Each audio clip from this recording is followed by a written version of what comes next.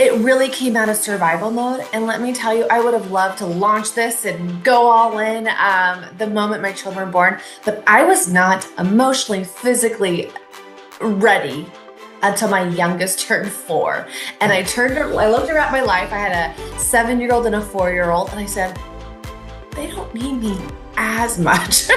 They're not yelling my name every 5 seconds. Now it's every 5 minutes. Yeah. And I said, I think I have the energy to pursue this. And that's kind of how it all formed.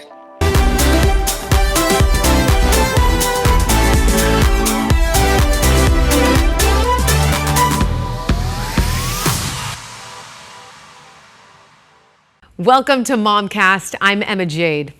You don't need me to tell you this. Being a mom is hard. Balancing kids, schedules, meals, friends, sports. It is an intense juggling act.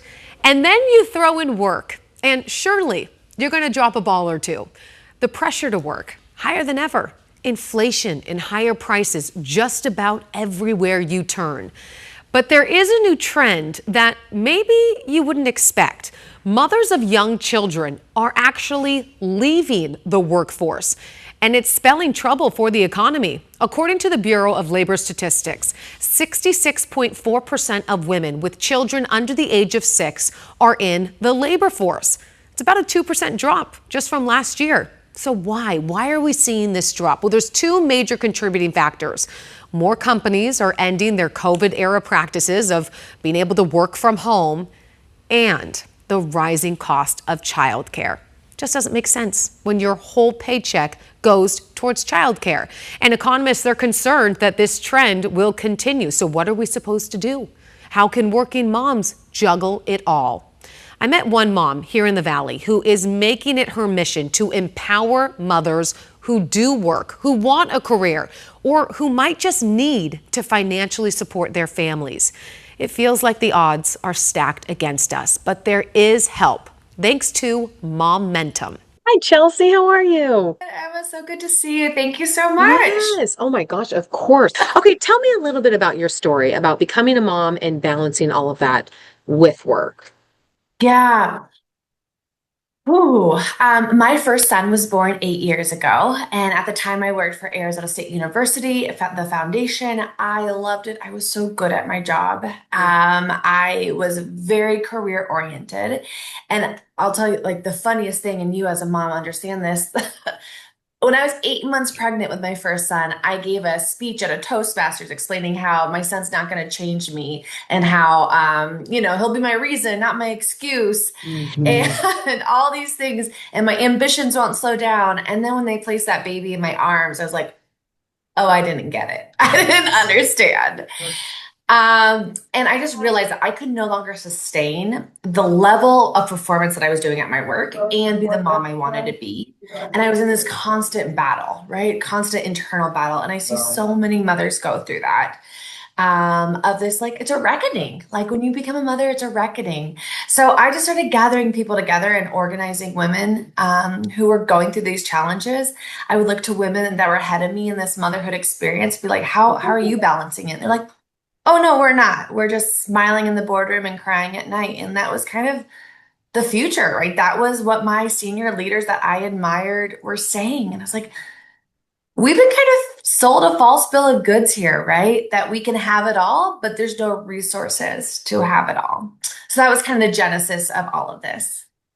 How did you even, like, I think back to going through even having the babies and the little babies, Yes. and we have these big thoughts and we have these big dreams. And honestly, it takes a lot to start doing something, to do something outside of like the throes of motherhood. How did you do that? And what was like the motivating factor there? Oh, that's a 100% the motivating factor was I was not okay. Right. And I knew I wasn't okay. When my second son was born, I was diagnosed with postpartum depression.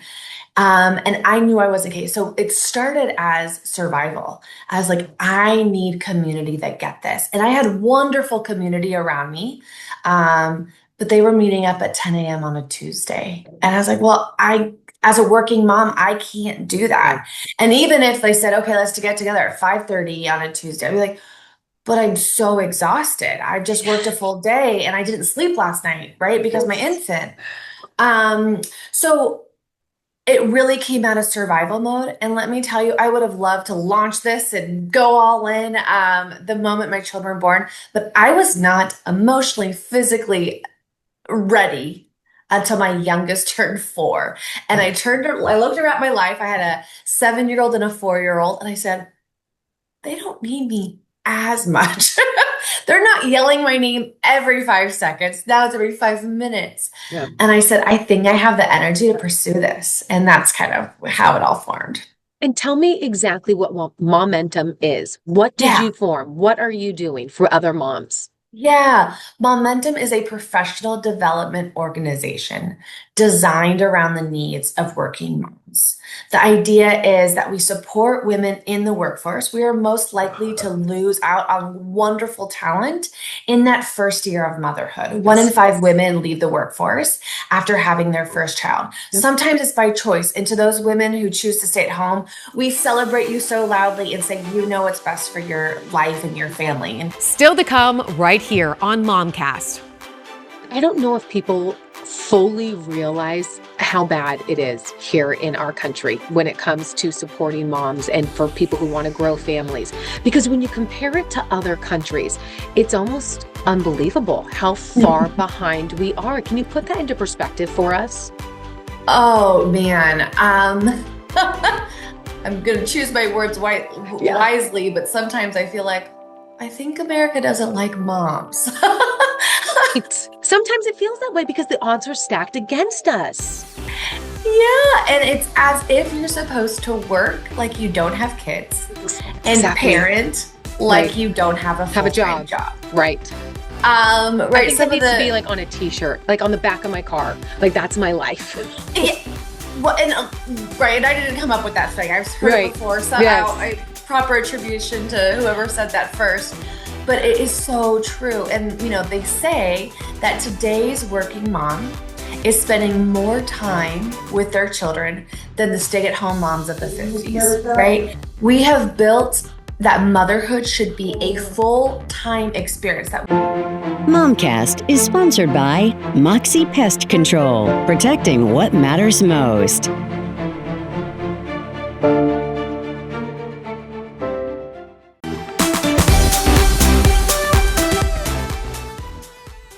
1 in 5 women leave the workforce after having their first child. Sometimes it's by choice. And to those women who choose to stay at home, we celebrate you so loudly and say, you know what's best for your life and your family, and cheers to you. But for the women that are choosing to leave the workforce because they financially can't afford childcare, or it doesn't make financial sense for them to pay for childcare, or they're in an environment that won't let them balance both, can find the most dedicated, career-driven woman. And if you ask them to choose between their child or their career, they're always going to choose their child. So how do we set up women with leadership skills, leadership development, a community of working moms, right? Back to, we're not looking for a 10 a.m. at Tuesday event. How do we find these women and pull them together so that they can rise up in their careers? And then when they are those senior leaders that Arizona needs, they can make policies that affect all working moms and all women. In your perfect world, what would those policies look like? What are you guys working towards? What do we need here? Yeah. The number one thing that I see for working moms that they need is flexible hours, right? We need the flexibility to say, my kid has a fever, I'm going to work from home today. Or I have to run because I'm not going to miss my kid's t-ball game, right? So the number one thing we need is flexible hours. And we saw a really great, and I think wonderful, and I applaud us as a community, as a society, as employers. We saw a really great influx actually during COVID, right? We had more flex schedules than ever. More shockingly, when more women entered the workforce at that time because they could work from home. But now we're kind of swinging back, right? So I advocate, of course, maternity leave is important. Pump rooms are important, right? All those things. And I'm so grateful to see paternity leave policies come more implemented. But flex schedules are the number one thing of why a woman is going to say, I can't do this anymore. I need to step out. And what happens to her economic security when she chooses to leave the workforce or is forced out of the workforce?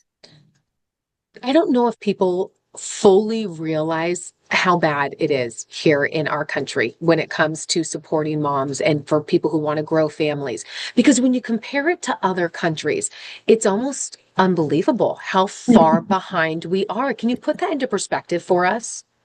Oh man. I'm going to choose my words Yeah. wisely, but sometimes I feel like I think America doesn't like moms. Right. Sometimes it feels that way because the odds are stacked against us. Yeah, and it's as if you're supposed to work like you don't have kids and Exactly. parent like Right. you don't have a Have a full-time job. job. Right. I Right. think that Some of needs to be the like on a t-shirt, like on the back of my car. Like that's my life. Yeah, well, and right, and I didn't come up with that thing. I've heard it Right. before, so Yes. proper attribution to whoever said that first. But it is so true. And they say that today's working mom is spending more time with their children than the stay-at-home moms of the 50s, right? We have built that motherhood should be a full-time experience, that we are there for our kids at every experience, that we don't miss out, right? You that get that scarcity conversation of, oh, you're gonna miss this someday. Like, am I? Because I'm really tired right now. And I believe every parent ahead of me. I really do that say, you're gonna miss this. I believe you. And this is really hard. So as a nation, we just have not built the systems. We've not built childcare systems to allow for both. Right. So you have to be making a significant amount of money to be able to financially afford the childcare for you to stay into the workforce. And what happens to a woman when, let's say, she takes 5 years off her career? And again, cheers to those women that choose that power pause. But what happens to that 5 years of 401k contributions? What happens to that 5 years of confidence in skill buildings and promotions? And what happens to that 5 years of income loss? How do we help these women financially be stable? And I'm sure you've seen it, Emma, when divorce happens, Yeah. right? When women have left the workforce and now they need to re-enter, like how far that sets them back. I have heard, I feel like more than ever this year, so many women who are either coming up with side hustles or having to go back to work, not because they want to, but because honestly, in this climate, they have to. They have to. Things are more expensive than ever. Affording a family is just unbelievable. So, what kind of things can you offer to those women who are having to make this difficult decision? Yeah. So what we currently offer is one-on-one coaching, which if you've never had a professional coach who looks at the whole person, it is life-changing, right? To have that experience and survey your options. Because one thing I will never do, and that momentum will never do, is say, here's the top 5 things to do as a working mom, because your experience is different than her experience, which is different than hers, right? And I want to honor and celebrate each individual's choices and decisions and know that there is no one path. I think that's what women get really caught up in. How do I become a mother the right way? There's no right way, right? And whatever you're doing the best you can for your kids. So we offer one-on-one coaching, but what we're really excited about is the community piece. What I hear from women on like, what do you need and what do you want? They're like, I'm so lonely in this journey. Right. And I'll say, great, but what skill sets do you need to develop? And what boundaries do you need to set? And what do you want in your career? They're like, I want a person next to me that gets it. So, what momentum is all about is building the infrastructure and community that can say, I see you. You're not doing it wrong. It's just that hard. And I can hold your hand through that experience, not talk down to you on like, well, here's what you should have been doing. And that's probably why this is hard for you. And that's the support system that we do. And then we also have overnight retreats, which as a working mom, you work all day and then you come home and you work all evening. Yeah. Hmm. So granting women like a 2-night retreat where they can really just ask themselves, what do I want? How do I want it? Get a good night rest and be in community around that. Don't go anywhere. Our conversation continues right here on MOMCAST. And I get the beauty and the just outstanding experience of sitting across from women and hearing their truth. And what I know is every single mother that I have ever met is doing their best. MOMCAST is sponsored by Moxie Pest Control, protecting what matters most.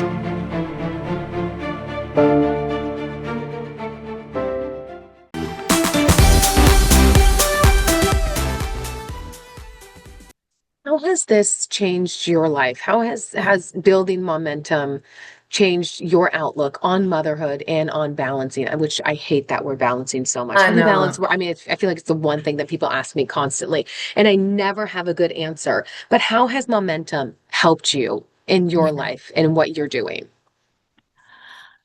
I have a really critical little gremlin in my brain that is constantly telling me that I'm not doing enough, that I could be better, that my kids deserve more, et cetera, et cetera, et cetera.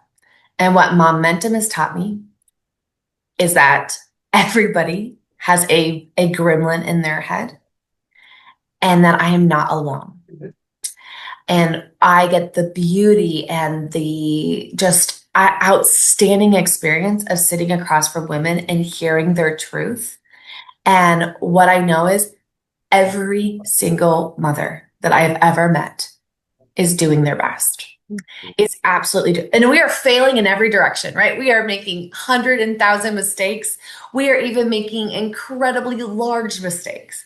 But I trust that they are doing their best. And how that has changed my life is now that I can trust I'm doing my best. And my best has to be good enough for my kids, right? Because the pressure we put on ourselves to be the perfect mom is insurmountable.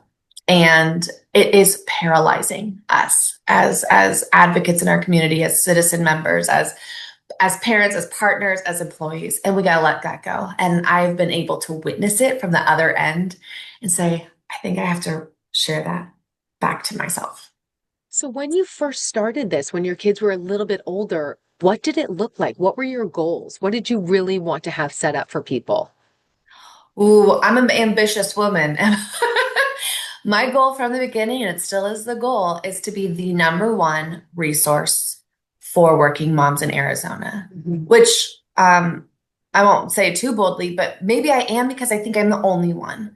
I have not found another resource system for working moms. So right now we're building slowly and intentionally, but how do we build a group, a mass, an association of sorts that can advocate and advance each other, right? And that is my goal, right? My goal is someday a woman tells their employer, hey, I'm going to be on maternity leave from this time to this time. I'm expecting my first child. And they say, outstanding. We have purchased you a membership, a community, so that you have the trainings in the community to have a successful first year of postpartum as you come back to work as a whole new person, right? When you give birth, you're rebirthing yourself as well. Yes. Because there's just so much. So, and I don't expect employers to be the person that holds those individuals' hands during that huge transition. But could I be that resource? Could Momentum and the network that we're building be that resource? So what happens when I do sign up? So if I'm interested, where do I go? What do I do? And what is part of it? Yeah. Okay. So we have a membership service coming out in December, which will be launched largely, which is you will have access to monthly trainings and monthly group activities and all over the valley, right? So it's very Phoenix centric. That is intentional that we are in proximity to each other. Because if we're looking to grow the village, that's how you do it. Every third Thursday, I host a free meetup. It's called the Momentum Meetup. And every third Thursday during your lunch hour, it's a Zoom meeting. I will throw out a topic, and through facilitation, we have a really great, deep conversation. Every woman that comes to that says, I've never felt more validated. That is like the easiest way to get involved with Momentum. And if you're looking for a deeper connection, we have overnight retreats that we host every quarter up in Sholo, Arizona. And then we have, this is like the cake that I'm just so proud of, right? Our biggest offering is our 9-month leadership development program. And that we meet once a month. We go through a true leadership curriculum because these women are leaders in their careers, they're leaders in their individual life, and they're also leaders of their families, of course. So giving them the training and the language around their leadership development, but all under the parameter of we are all working moms. Because have you ever received some really horrible leadership advice? And you're like, yeah, you don't know what my life looks like. Yes. You don't know what my reality is. I think this is so interesting because I feel like, Chelsea, you kind of get a woman, and I hate to say it, kind of at their worst, because you're kind of like the last ditch effort, because we don't put ourselves first. We don't think, oh, you know what, before I have my baby, I'm going to sign up for this and treat myself. No. So you're kind of getting women at the time when they're like, this is kind of the last thing that they are going to reach for before maybe they just give up on the career or they give up on the opportunities. What do you first say to these women when you get them? Because I'm sure they're just at the end of their rope.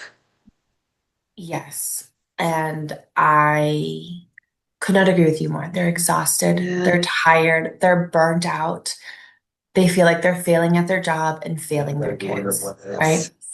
So what I can say to them is you are in a community that gets it. You no longer need to justify your reality. We believe you. Your truth is your truth, and we believe you, right? And we start from there. We start from there, trusting that everybody is doing their best and your reality is real.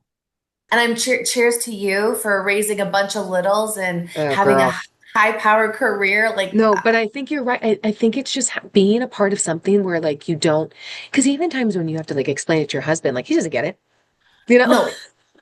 no, no. No, I no had a clue. wonderful human tell me they're like, really? They don't have children. Really? In 2025, men aren't stepping up? It's like, this isn't a man bashing experience. That's not the No, point of that, but it's different. it's just It's different. different.